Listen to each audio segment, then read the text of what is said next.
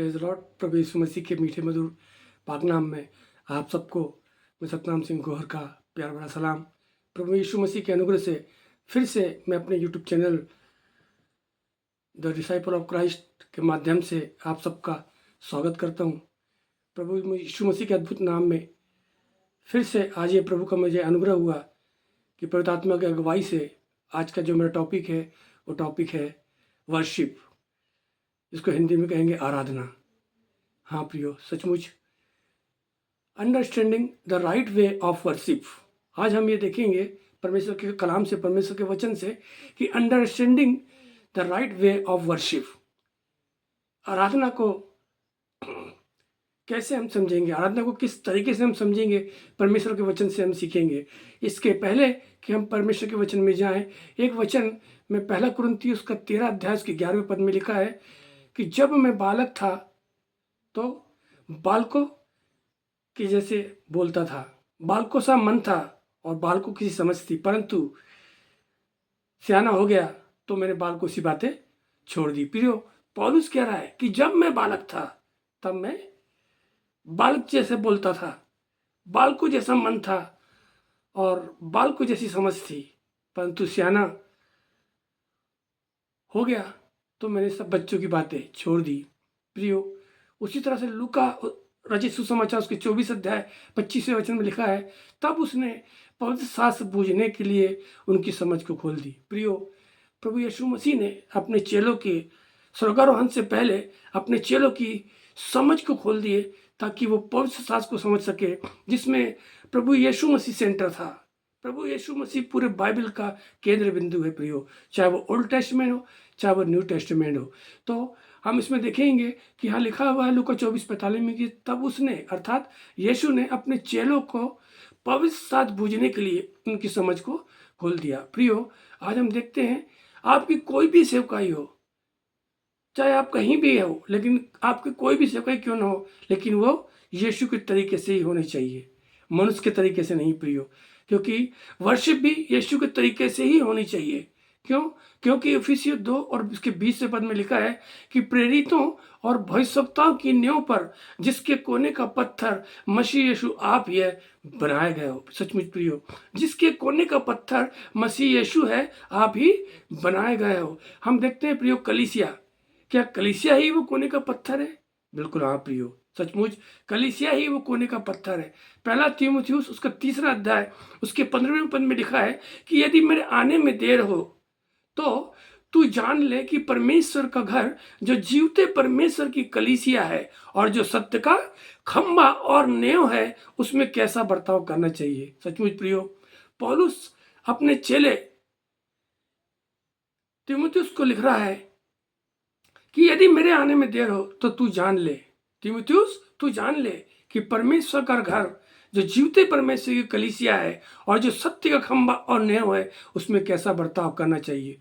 प्रियो, अगर ठीक से बर्ताव नहीं किया तो मत्ती और 21:44 में क्या लिखा हुआ है कि जो इस पत्थर पर गिरेगा वो चकनाचूर हो जाएगा और जिस पर वह गिरेगा उसको पीस डालेगा। प्रियो, हम यहाँ देखते हैं जो इस पत्थर पर गिरेगा मतलब जो यीशु पे गिरेगा वो चकनाचूर हो जाएगा, मतलब उसका उद्धार हो जाएगा, उसके पाप पूरा चूर हो जाएगा, चूर चूर हो जाएगा, उसके पूरी बुरी बातें उसके अंदर से सब चूर चूर हो जाएगी।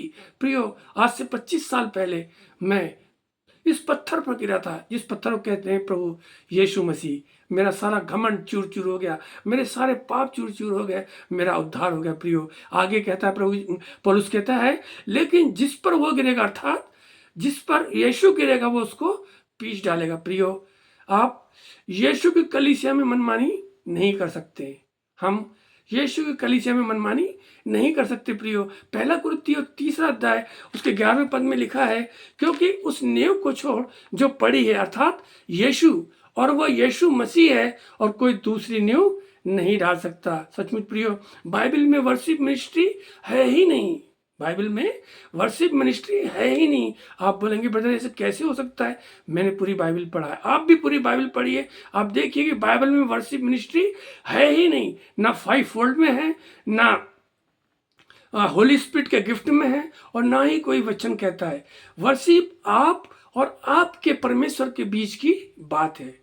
मैं एक बार फिर से दोहराऊंगा कि वर्शिप, जिसको हम कहते हैं आराधना, वो आप और आपके परमेश्वर के बीच की बात है, ना कि वो पब्लिकली हमें प्रिय है। इसलिए मैं एक वचन से बात करूंगा। इब्रानियों 12 और 8 में लिखा है कि इस कारण हम इस राज्य को पाकर जो हिलने का नहीं, उस अनुग्रह को हाथ से ना जाने दे, जिसके द्वारा हम भक्ति और भय सहित परमेश्वर की ऐसी आराधना कर सकते हैं जिससे वह प्रसन्न होता है। प्रियो, सचमुच प्रियो, ये आज भक्ति हमें कहाँ देखने को मिल रही, भय हमें कहाँ देखने को मिल रहा है कि जो भय और भक्ति के साथ परमेश्वर की आराधना होती है। प्रियो, भजन संहिता 2 और 11 कहता है कि डरते हुए यहोवा की उपासना करो, डरते हुए यहोवा की उपासना करो और कांपते हुए मगन हो।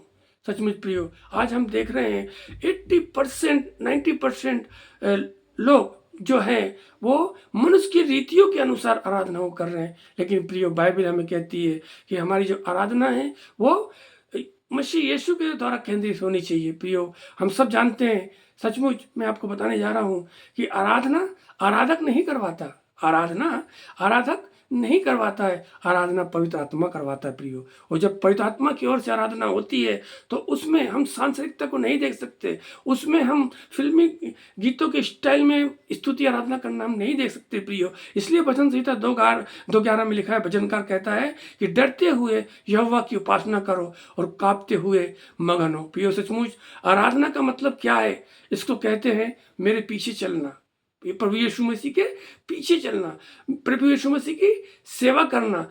और लिखा हुआ है कि मेरे पीछे चलने वाले आराधक, मेरी सेवा करने वाले आराधक, सेवा करना, प्रचार करना, यीशु की आज्ञा मानना, यीशु के लिए चेले बनाना, जिसको कहते हैं यीशु की आज्ञा मानना, यीशु के लिए चेले बनाना, इसको कहते हैं प्रियो महान आज्ञा की कलीसिया। ये है महान आज्ञा की कलीसिया। प्रियो, सचमुच प्रियो, हम प्रकाशित वाक्य 5 उसके साथ भी पढ़ते हैं कि यीशु ने जो महान आज्ञा के बारे में कहा है उसको हम पढ़ते हैं। अब मैं आपको आखिरी में बताऊंगा कि 2 चर्च हैं। पहला चर्च है वो है रिलीजियस क्रिश्चियनिटी।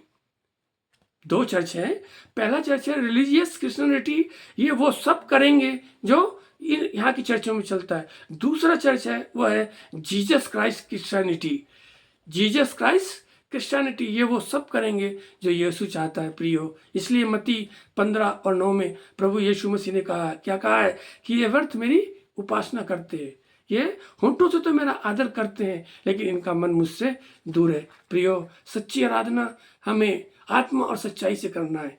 ये है प्रभु यीशु मसीह की आराधना। आइए हम प्रार्थना करते हैं। प्रेमी दयालु अनुकारी पिता, आपके बड़े प्रभु यीशु मसीह के नाम से आपके पवित्र चरणों में आते हैं। इस कलाम पे प्रभु आपकी आशीष हो प्रभु जी, जिन भाई बहनों तक ये कलाम जाए प्रभुता परमेश्वर, वो तो सच्चे जीवित परमेश्वर की सच्ची आराधना करो जो आत्मा और सच्चाई से होती है, जानने पहचानने वाले बने। यीशु के नाम से इस प्रार्थना को मांगते हैं, आमीन। सबको जय मसीह, प्रेज द लॉर्ड।